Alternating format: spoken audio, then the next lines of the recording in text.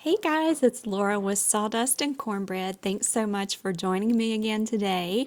We got our Christmas tree all decked out in nautical ornaments, and we had some cozy, nice, peaceful family time as we decorated the tree.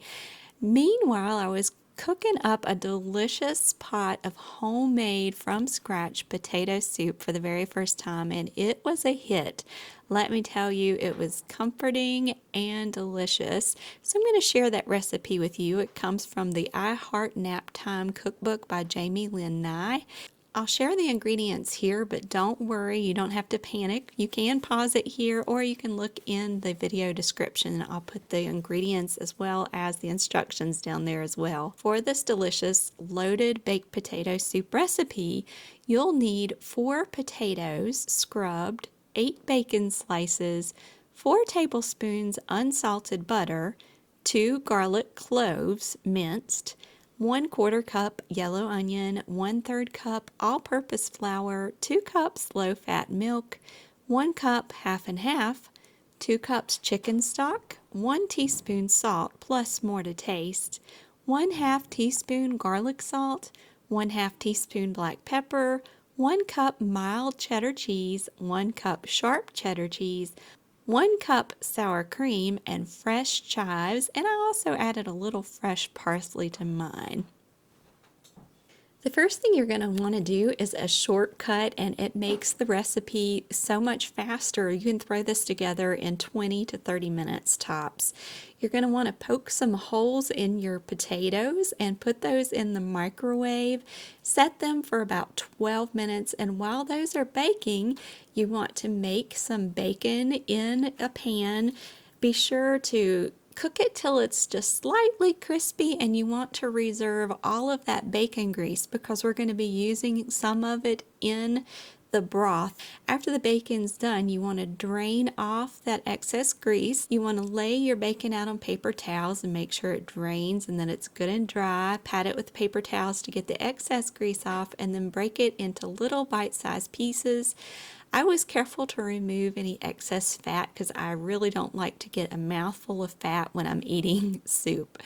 Then you're going to want to cut up your garlic and your onion. And a little word to the wise here, not everyone knows this is not a clove of garlic. This is a whole garlic head. This is a clove of garlic. They're the smaller little portions that are inside of a whole bulb of garlic. So you want 2 of those, and you're going to chop them up with a sharp knife just as small as you can to mince them, unless you have a garlic mincer, which is great. Now, in a large pot, melt the butter over medium-low heat, and you're going to want to add that reserved bacon fat. Once that gets warm and it's all melted, put your garlic and onion in there and cook it for 2 to 3 minutes until the onion is tender. You don't want to overcook it, but you don't want it too crisp either. Then you're going to slowly whisk the flour into the pan, just a little bit at a time, and keep whisking it and stir it for 1 to 2 minutes. Next, you'll slowly whisk in the milk and half, and you want to keep whisking that until it's smooth, just like if you're making gravy. Gradually, you'll add the chicken stock, and then you want to bring it to a light simmer. And once it's simmering, it just has that little bubble on the surface. You can whisk in your kosher salt, your garlic salt, and your pepper. I did add a little extra pepper. We like a little kick to our food, but that's up to you. Now you want to keep it at a light simmer until the mixture thickens slightly, around 5 to 7 minutes, and just keep on stirring that, whisking that all the way to the bottom so it doesn't burn. Keep that on medium-low heat. If you'd like to use cheese and bacon as garnish, be sure to keep back about 1/4 of each one of those, but stir in the remaining cheeses and your remaining bacon into the soup.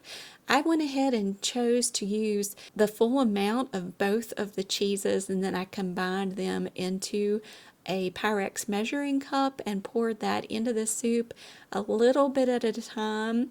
just stirring to incorporate it as I added a little bit so that it would all be melted and smooth.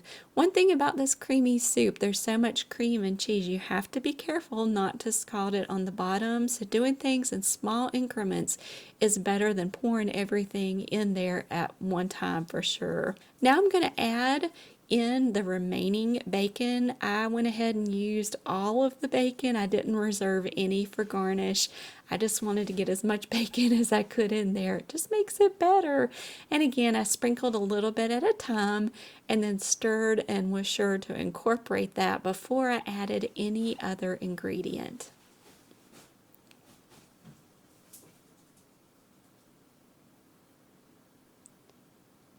Once the bacon was evenly incorporated, then it was time to add my sour cream. The sour cream adds so much flavor to this loaded baked potato soup. It's just as if you go to a gourmet restaurant and they have that baked potato ready with the fluffy sour cream on top.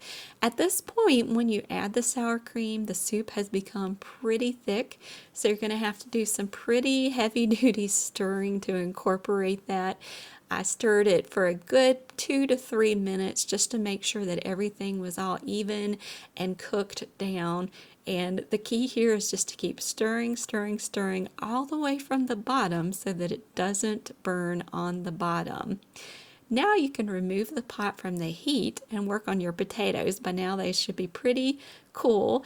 I began peeling off the potato skins. They come right off, but I decided that I wanted to keep some of the potato skins on there. If you want to completely remove it, that's fine.